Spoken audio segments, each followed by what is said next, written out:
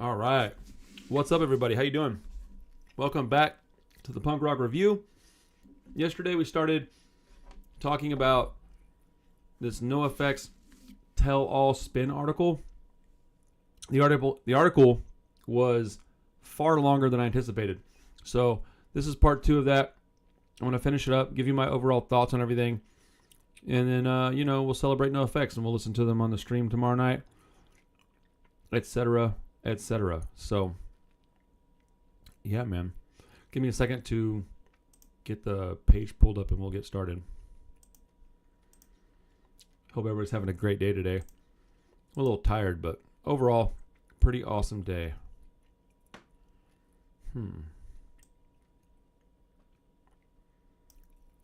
Where's it at? Oh, I'm stupid. I guess I'd have to pull it up in order to see it, huh?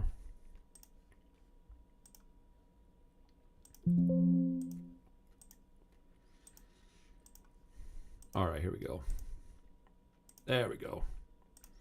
All right, so give me just 1 second. And we will get this party started. Oh, tonight at about 9:30 Central Standard Time, we're going to do the Offspring's new album in its entirety. We're going to listen to the whole thing, talk about it, check it out, all that stuff. It should be fun. All right, here we go.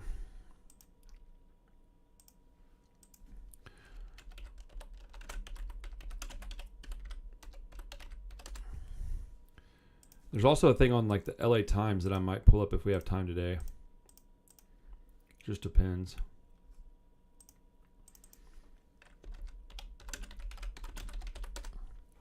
I have to make my family's burgers and stuff today, so we may not have time to do that.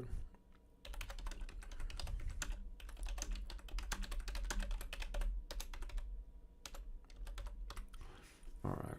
I'll finish any of that stuff I need to get done later. All right. So, what's up, Scott Addy? How you doing, man? Beautiful Planet, how you doing? Yeah, Scott Addy, my day is going great. Beautiful Planet says, listen through Coaster and Self-Entitled today. Both solid albums, but I think, but not without some flaws. Yeah, oh yeah, they definitely got flaws. Those albums are far from my favorites.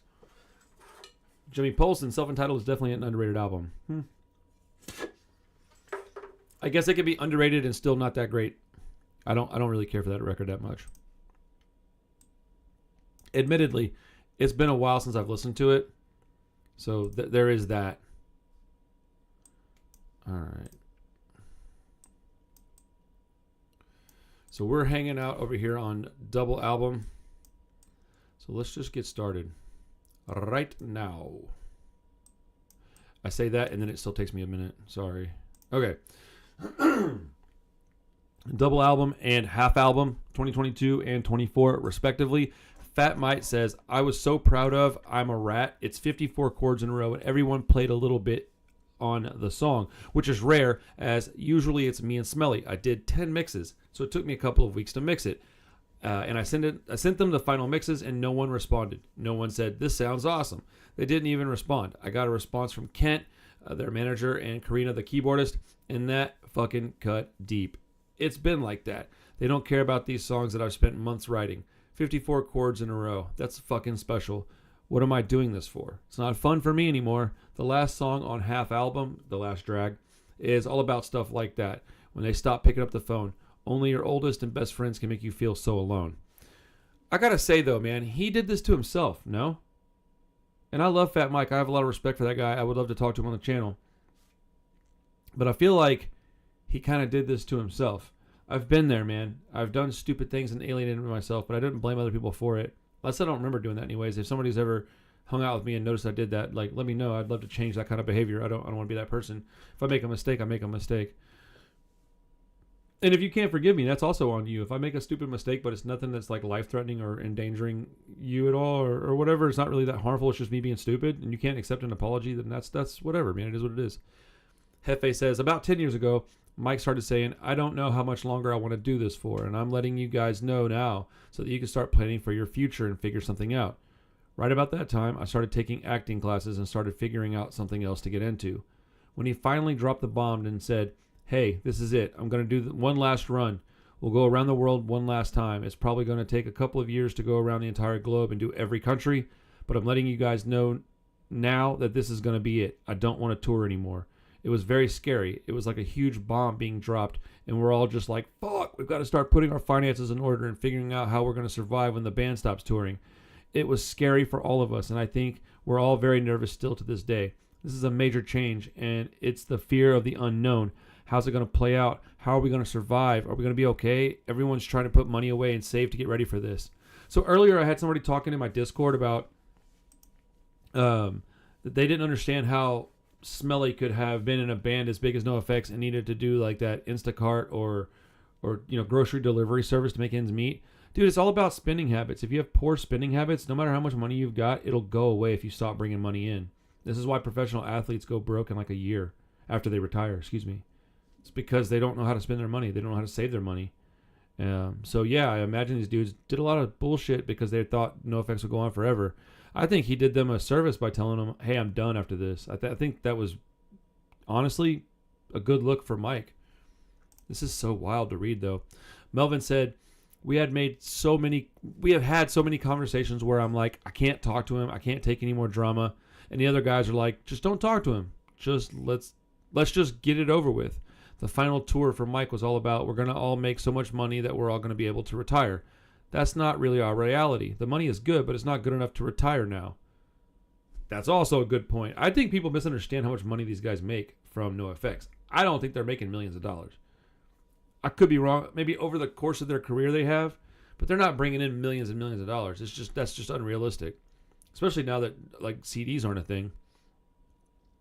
Smelly says, he sat us down like, look, I'm tired. I don't want to do this anymore. We should do one final tour. We could play these cities. We could do this. We could make this much money. But on the inside, I'm pretty sure the other two were like, what the fuck, dude? We're listening to the conversation and entertaining the conversation just for the sake of being respectful. But it was like, okay, maybe that would be cool. Let's figure this out. It was that kind of shit. But when Mike hears that would be cool, he hears that's cool. The ball just started rolling, and I was never 100% really on board with this. I'm pretty sure the other guys weren't either. That's crazy. So Mike just said, fuck it, I'm out. But hey, dude, he has the right to do that, man. If y'all aren't being cool with each other anymore, and you're not being friendly with each other anymore, he doesn't owe you anything. I'm sorry, but he doesn't. I don't owe anybody anything. I don't owe anybody on this channel anything, other than my gratitude of like saying thank you for the support, but I don't like owe you my time. If I think that my mental health is suffering, it's in my best interest for me and my family to do other things, then that's what I do. But it's wild, man. Yeah, Mike's behavior is definitely sporadic. Saw it a little bit on Backstage Passport 1 and 2. I think there'll be a World Tour Blu-ray release at some point. Oh, yeah, for sure.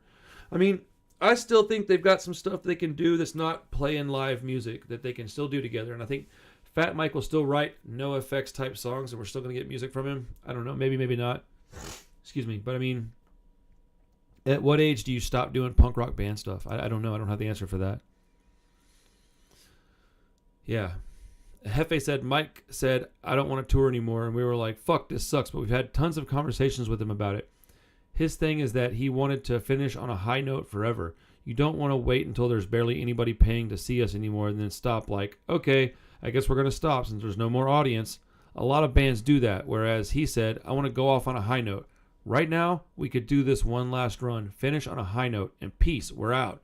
We can say goodbye to the fans. I agree with that wholeheartedly. I like the fact that they're going out at a time when we're going to miss them. I don't want to get tired of them. Like, I didn't see them for years and years and years. I missed them.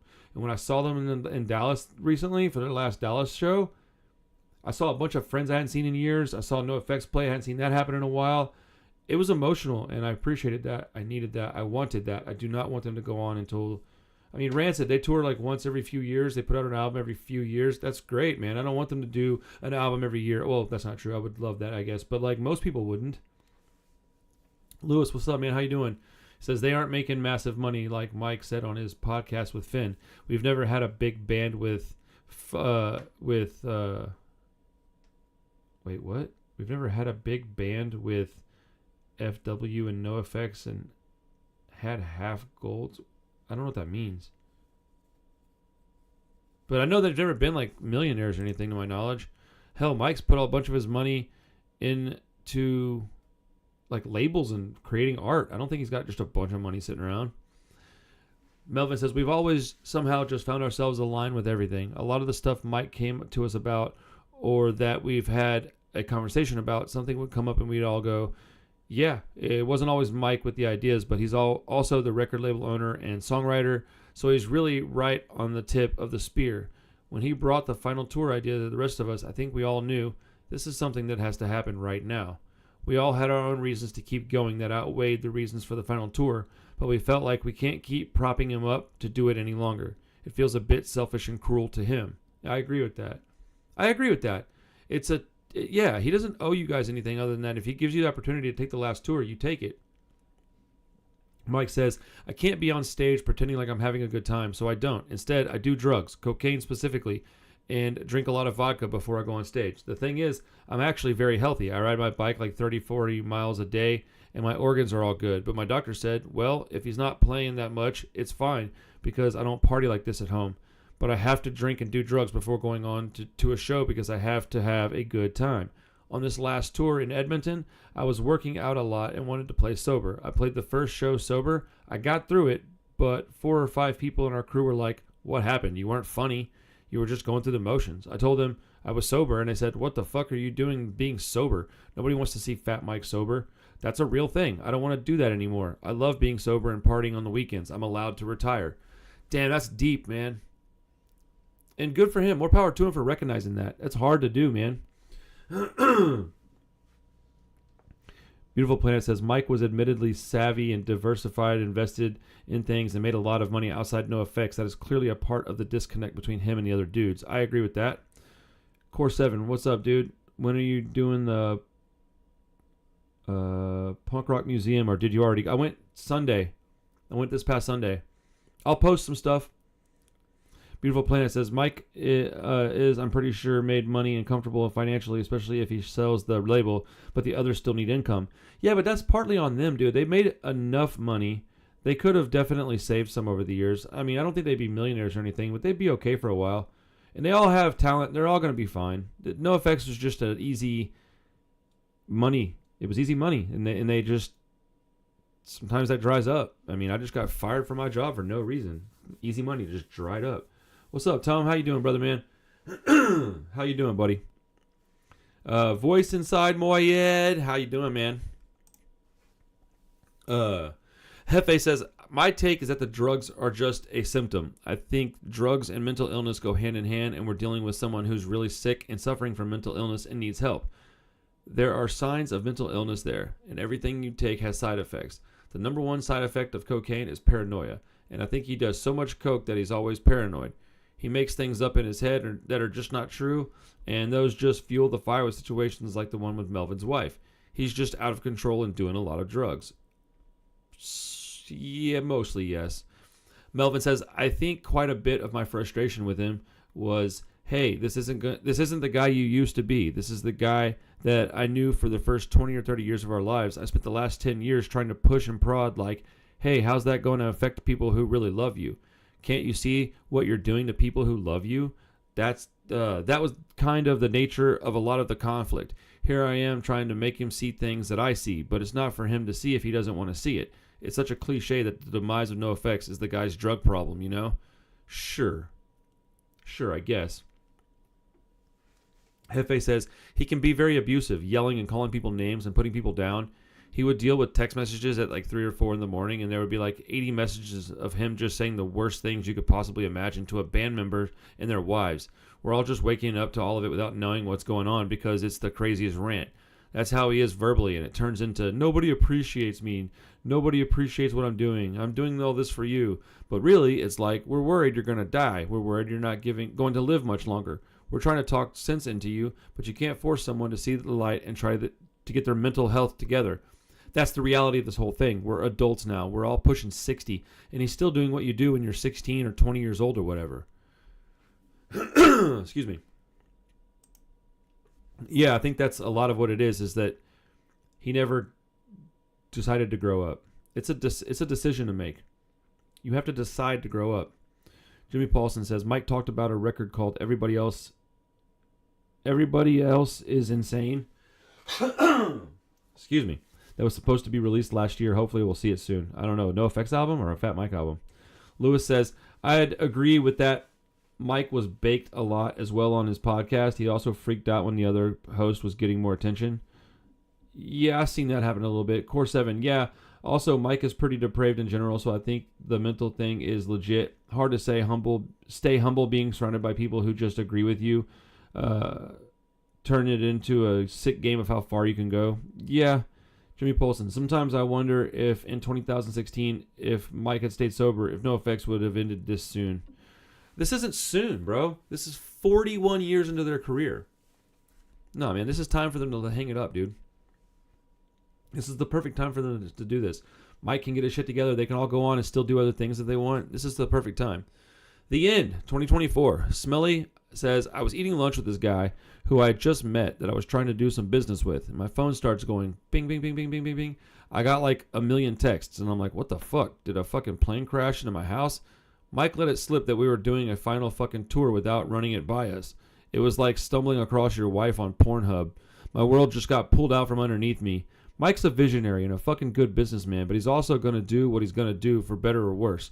I don't mean that to sound like it's a selfish thing, but I don't think any of us were ready for that day. Oh, shit. Now that, I think, is wholly irresponsible, very selfish, and just a dickhead move. If I was going to end this channel, and I'm not important like NOFX is to people, right? Maybe to like my wife and kids, of course, but like not to like, maybe I'm important to you guys to a certain degree, right? But I'm not NOFX. But if I was going to end this channel, I would put out a bulletin, and then I would say like, hey guys, this is my plan. What do you think? I'd take all that feedback I got, and then I'd come up with like a few months worth of content I could do, and I'd space it out, and I would do it, and I would end on a really positive note for everybody. I would invite people onto the show. I would let the viewers of the show come on and talk with me if they wanted to. I would do a bunch of free like punk rock playlists where I didn't accept any donos. I just did a bunch of things for 2 hours at a time. I would do something like that, but man, I wouldn't let it slip. I wouldn't just say that and like not tell nobody I was doing it, and then all of a sudden, by the way, I'm out. Like, that's crazy to me. Voice inside my head says, it sucks that one of the main reasons that NOFX ended was because of Mike not having fun anymore, especially on stage, because his body couldn't handle always getting drunk. Glad his health is first now. Yeah, correct. I agree with that. Jimmy Polson, I do agree that it felt like time to hang it up for NOFX. They've achieved a lot, especially with Fat Records. Just in general, man, they're a great band, and they did their thing. They had their time in the sun, and Father Time is undefeated, as they say in the UFC. You get old. We get old. I'm 42, man. By the time I'm 60, if I'm still doing content, I better be making a lot of money doing it. You know? I don't know. I would like to be doing this forever, kind of. I enjoy this. It's therapeutic for me, and I love my freaking audience, dude. You guys are awesome. I hate the word fan, so I use the word audience. It just seems more appropriate to me. Melvin says, without any meetings or any concept of how long the tour would take or anything like that, he just put it on some fan social media page. He said, this will be the last time we play Edmonton or something, which it wasn't. There was a lot of fallout within us after that, and Mike was in this headspace of just not being able to hear anyone. He often comes up with ideas that aren't fully fleshed out and relies on other people to mold it into something beautiful.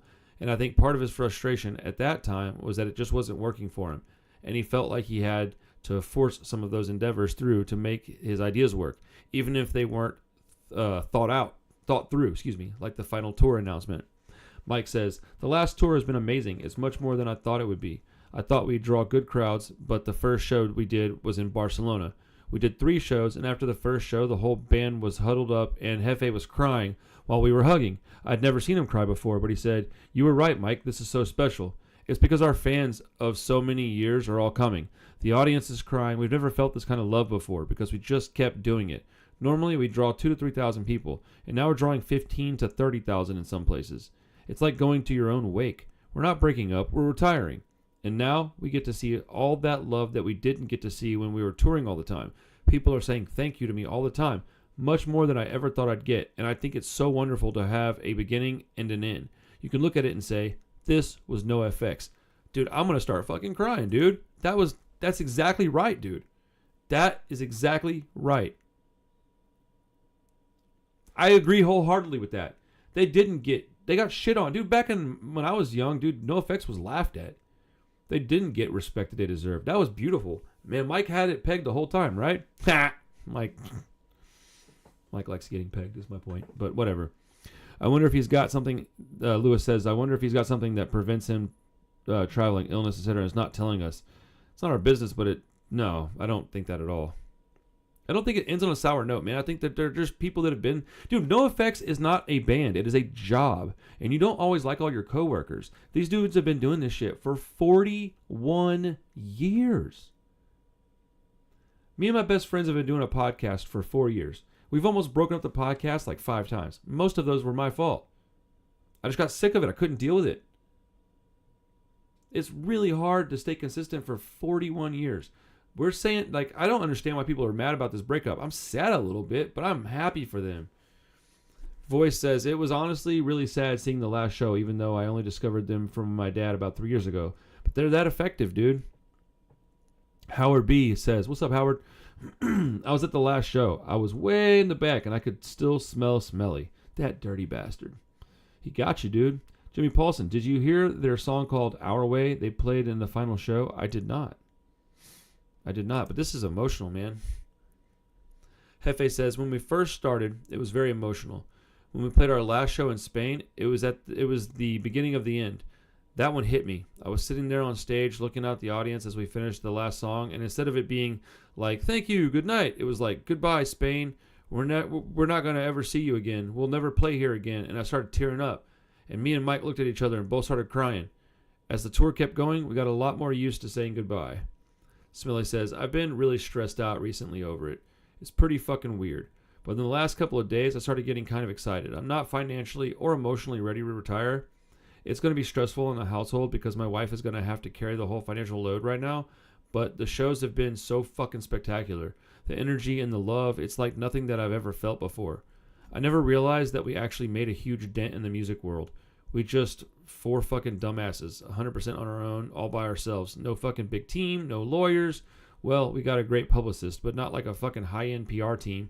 We did it all by ourselves. Seeing the reaction from people, it's fucking heavy and trippy and really cathartic. It's fucking humbling. I'm not excited for the retirement aspect of it, but the energy of the shows is going insane. You know what's fucked up? Is all this complaining they're doing. All this complaining. They're like, Mike did this without talking to us. Mike's been right the whole time. Everything that he said was going to happen has happened. Everything that he said was going to be right has been right. And the shows have been spectacular, and they're ending on a fucking high note. That's crazy. They're going to have to eat this shit. Mike's not going to let them ever live this down. That's crazy, bro. That's crazy, man.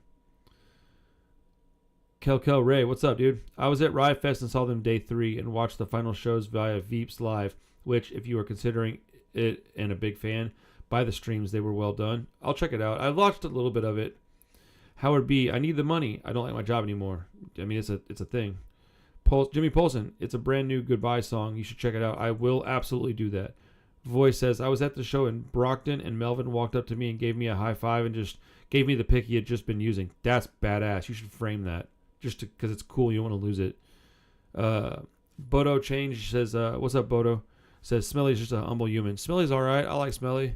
I want to have all these dudes on my show one day. I hope I can make that happen. Fat Mike says, I can't explain how fulfilling this is for us. All of us came from families where, even though I was a good student and went to college, my parents never went to graduation or looked at my report cards or anything. They kind of wrote me off. So I've always wanted to be seen. I've always wanted approval. So I really put it into my songwriting and tried to make this band the best band I could be in. But I never got that approval until now. Now I see the faces of everyone and people saying the nicest things to us about how much our band meant to them. My fucking cup and heart are full. That's amazing to hear. I met Mike again. I've met him a few times, but I met him again at the Punk Rock Museum about a year ago. And it was interesting because he was going through some shit. It was real obvious, and he wasn't very nice to me. And then I met him again like the next day or either maybe the same day later on, and he was like a completely different person. We talked about Houston Warped Tour 1998, and he remembered it. Yeah, it was just interesting. He's a fucking huge dude, by the way. He's a big fella, like tall. He's way taller than me, man. It's crazy. Voice says, It is in a frame and right behind me right now. That's awesome. That's awesome. Jimmy Polson, have you read their book, Hepatitis Bathtub? Yeah, I talked about it yesterday a little bit. The first like 3/4 of this entire article, I think, might have been taken straight from that book. But it's still good. Melvin says, my feelings have evolved immensely over time, but I keep saying it's an emotional roller coaster.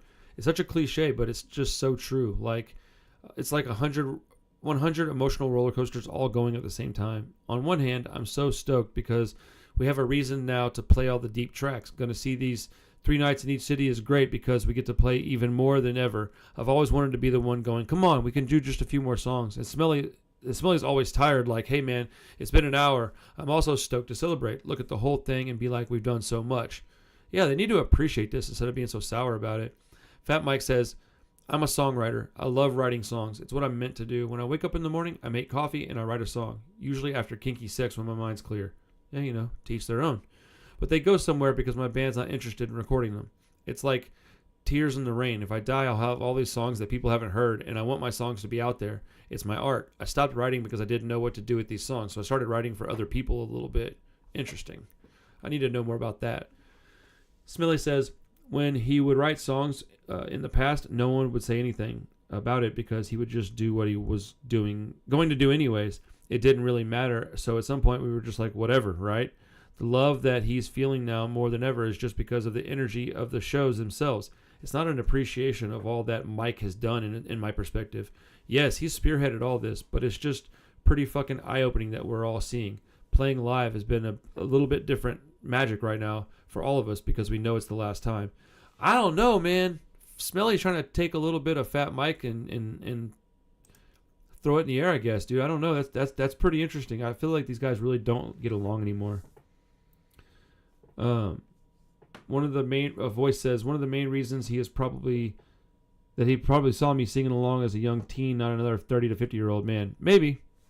Howard B says, I was at all 3 last shows and the respect was amazing. Das Clown was my favorite. This kid, Jack from Australia, said things I needed to hear. Thanks, brother. NOFX rocks. Nice. Bodo Change. I enjoyed the Reddit discussion people were having about this article. I think it was posted on Reddit. I don't go to Reddit.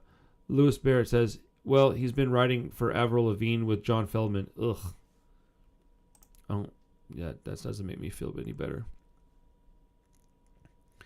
Melvin says that so many people kept saying things like, you made a sound, you made a wave through the punk rock scene that's only yours and affected everything. I don't really look at it that way. I look at it like we've tried to do things that we wanted in the way we wanted, like all of the traveling and playing live. The 4 of us all had our eye on the same goals in hundreds of ways, and even as that started drifting off, most of us have always been in alignment on most things. Smelly and I have always been in agreement that we just want to do this because we want to, and we're going to find a way to not let it get old. That was how that wave took shape. There was just a bit of luck or fate that always sprinkled a little bit of fairy dust on us. Man, I think Smelly and Melvin got this shit all wrong. Fat Mike says, I've designed our career. I wouldn't say planned because I don't know that we were going to get popular or anything like that.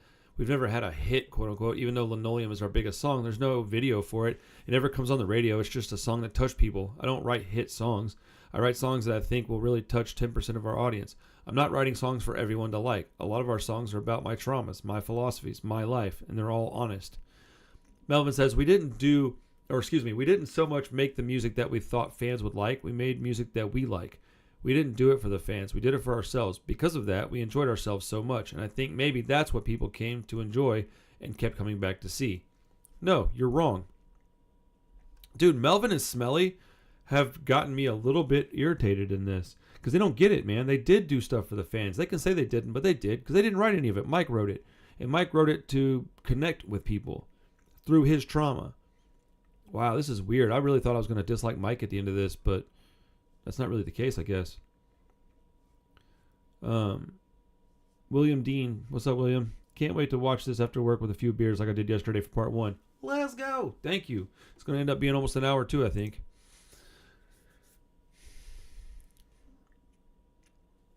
Hefe says, I'm hoping that we go down in history as a band that did our own thing, our own way, and we didn't follow any rules, or didn't follow any of them the way that the Majors ran their business. We did it our own way. I hope that we go down in history as that band that just never crossed over and stayed independent and did everything their own way. Yeah, I mean, I would say that's pretty accurate. Melvin says, I don't want to say we did it our way because that's such a cliche. And everyone, stop worrying about cliches, man. Cliches are cliches for a reason. Damn, dude, him and Smelly are so, like, just cynical and angry and just, ugh.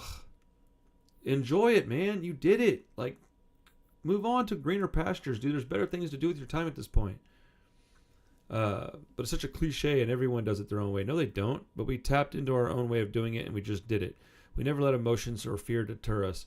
We just set out to do it and we did it. We started from almost literally nothing and never had a huge amount of success all at once. So instead of having those big ups and downs, we had so many little ups along the way that led us down, that any down left us still way better than we thought we'd ever be. Oh, good grief.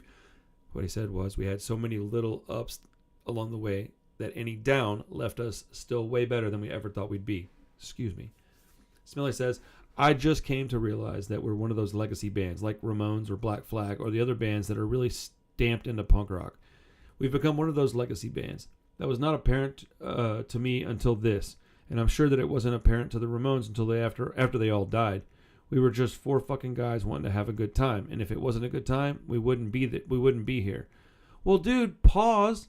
You keep saying that you didn't get to do this on your own terms. You had to do what Mike said. Then you got mad that Mike said you had to stop, and now you're saying, but we weren't having any fun. We wouldn't do it. You didn't seem like you're having much fun. I think they're all just sad. I got to give them a pass. I think they're all just sad. This has got to be difficult. I'm looking at it from my perspective. I'm perched over here on my little chair at my punk rock review channel and looking at it from my perspective. I love this band and I love these dudes so much. I want to talk to all of them one day on my show. I don't know if I'll be able to accomplish it, but I think if we can get 10 to 20,000 subscribers, that a few more people will be open to talking. So we'll see. Really, that's all I want is I want the subscriber count to grow so I can get access to people that I admire, you know. But I share it with everybody, so it's not like I'm keeping it to myself. I don't have any words or wisdom on what our legacy is, but we're just four fucking average dudes that started a band because we wanted to play music and have a good time. Not because we wanted to be famous or rich or rock stars. Every day it just got a little fucking bigger than the day before, and it was all natural. It was all on its own, and it was all super organic. That's probably the reason why we're still here 41 years later. We were friends to begin with. We had zero expectations. All we wanted to do was play in front of 2 people, then 4 people, then 6. Then it just became what it became. Yeah, I guess so, man. Mike says, they have my permission to keep going, but I'm not going to do it. NOFX is an extension of all of us, but the songs are an appendage of my life. People feel like they know us because it's not a gimmick. We're not putting on a show. We're just rocking out. All of my lyrics have been honest. I'm an honorable man. I'm not tricking anyone by saying this is the final tour. How dare anyone say that we're just doing that for cash out? I mean, we're cashing out, but it's our last tour. We're not Slayer or Iron Maiden or Black Sabbath or Motley Crue. What do all those bands have in common? They're fucking stupid metal bands. Punk bands really haven't done that. Have they? Well, I don't know. How many bands have said we're done forever and then came back in punk? Let me know in the comments if you know anybody. Probably some. Melvin says, I was just talking to a friend of mine and she was like, I had this vision of you in this old library, taking books off the shelf and dusting them off. And for the last few years at least, I felt like I've been dusting off my own library to find my own center, as opposed to the band being my center. There's tons of fear of the unknown about how am I going to do this now. I don't have my guys around me to validate what I'm doing. But I'm also reaching out to other people all over the place. I talked to Brett Gurwitz a few times recently and realized he was a really good friend who I just hadn't talked with enough because he fucking led his own hugely successful life. But he's also someone I can check in with and ask him what he thinks about my things. My guys in NOFX will still be there too. But I'm also looking forward to a little bit of distance and having things outside of the band. I think they're all going to realize that that's healthy once it's all, a year from now. Mike says, there's so much more I want to do. I'm going to relax and I'm going to golf more. I found my own happiness through kinky sex and being ultra feminine, and now I feel like it's Plato's allegory of the cave, where I need to share that knowledge. I'm like, hey guys, come out of the cave. There's all kinds of cool shit going on. It's the sun and rivers and whipping posts and blowjobs and all kinds of shit. But a lot of people are fine in the cave. I've also been reading a lot of Albert Camus. Is it Camus? I think so. Which is so interesting because it really came back into play right now with politics. There are all these complete morons and horrible people who are Trumpers, and then there's the rest of us. But it could go either way. What if Trump wins again? I've already made plans, and they're not changing at all. The world's a fucked up place. All you can do is take care of your neighbors and have a community. And punk rock is a community more than people know. Punk rock's a church where we take care of each other and have the same value system. Bro, I've been preaching that on this channel since I started this channel. This is a community, and I love you guys. I appreciate every second of your time, every like, every comment, every hate, everything. I love it, man. I freaking love it, dude.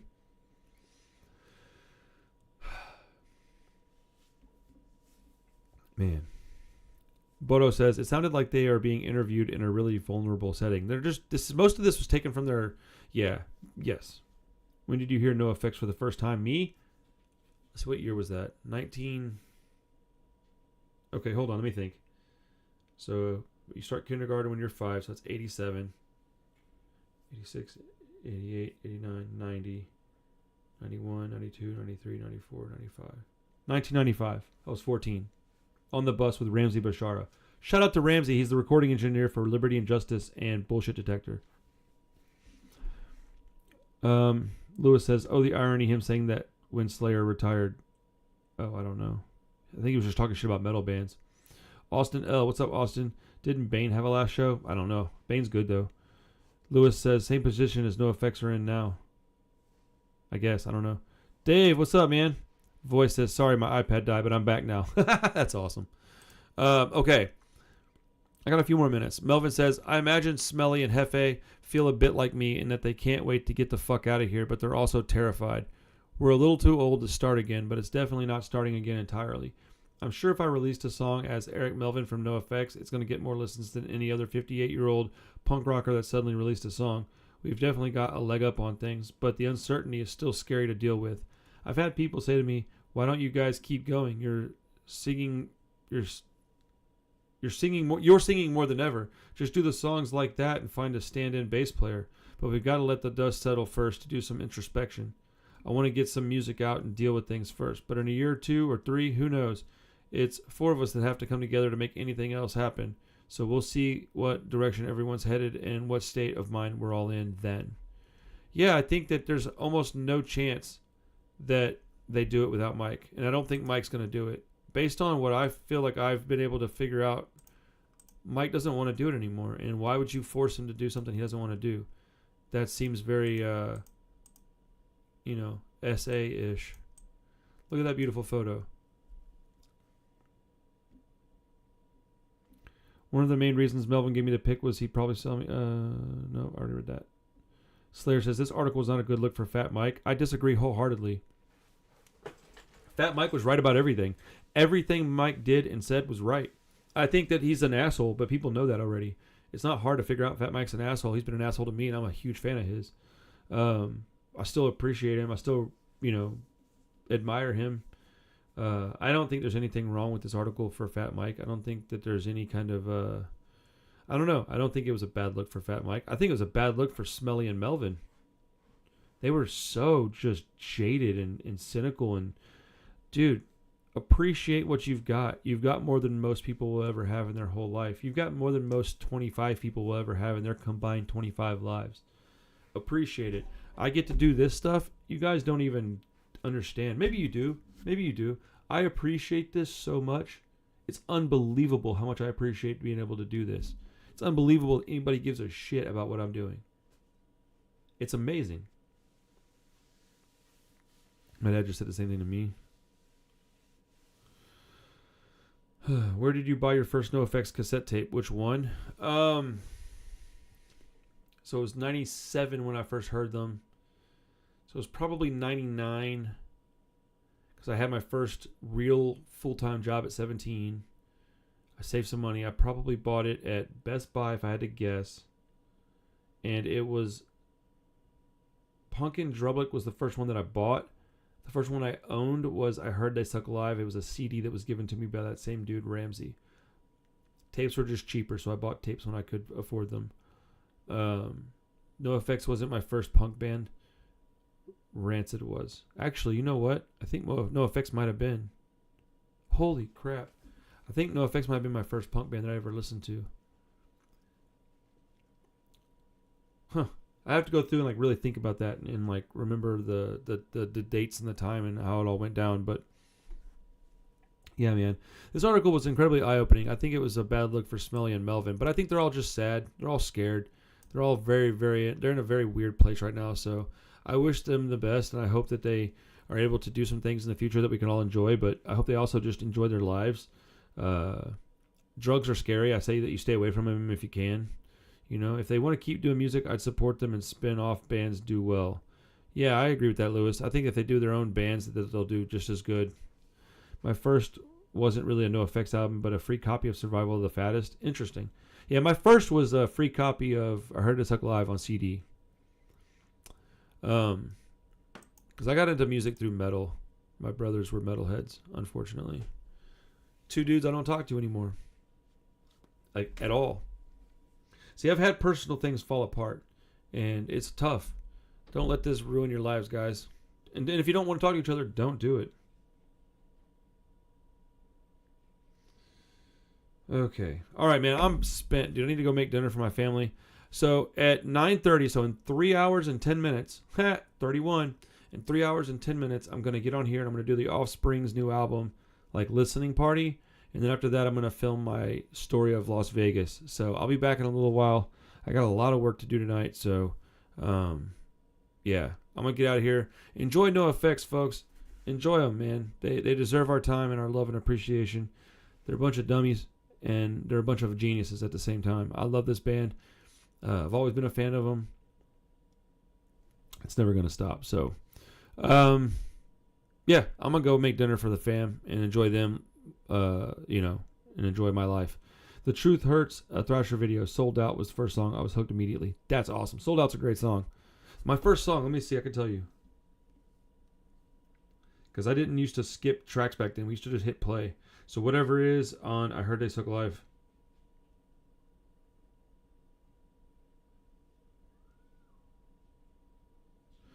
Mine was Linoleum. Playlist tomorrow night? Yes, of course. Every Wednesday night. I'll be up there. And I'm going to be editing some footage of Jesse Michaels. There's some crazy, crazy, crazy shit in that video. So I'm trying to get Jesse Michaels on the show. I don't know if it's possible or not, but I'm trying. I'm going to send him a list of questions and say, hey, I got these 6 or 7 or 8 questions.